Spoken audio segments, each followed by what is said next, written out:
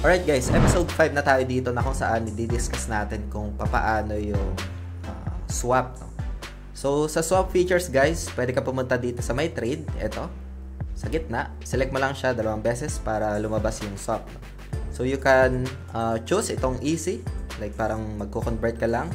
And then like for example, ibebenta mo siya. You can swap. Ayan, select ka lang dito ng asset.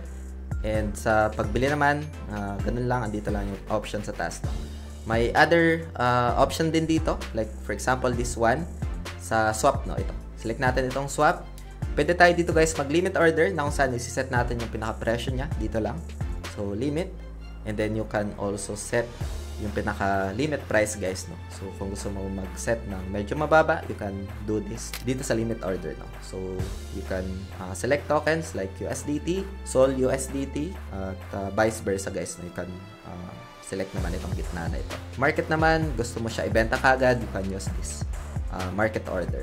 Pagkatapos niyan, once na maset mo yung pinaka-account mo dito, like for example, gusto mo bumili ng 10 USDT worth of SOL, ito yung worth niya in PHP as well, and then yung value ng SOL na makukuha mo, confirm mo lang dito, and assuming na meron ka dito pinaka-USDT, and proceed mo lang guys. No? So, ayan, ang dali lang, and napaka-simple lang yung pinaka-swap features dito guys.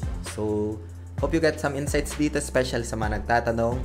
Yun yung pinaka-overview ng ating Content 5, and dito meron ding bridge kung gusto mo multi-chain, no? Like for example, Solana to Ethereum, Ethereum to BNB, vice versa guys. So, hope you get some insights dito guys sa ating episode 5. Kita-kits tayo sa episode 6 na kung saan pag-usapan naman natin dito yung features on how to stake. It's a passive naman if you understand yung pinaka-risk and reward para mas magkaroon kayo dito ng informed decisions guys. No? So, kita-kits tayo sa content number 6.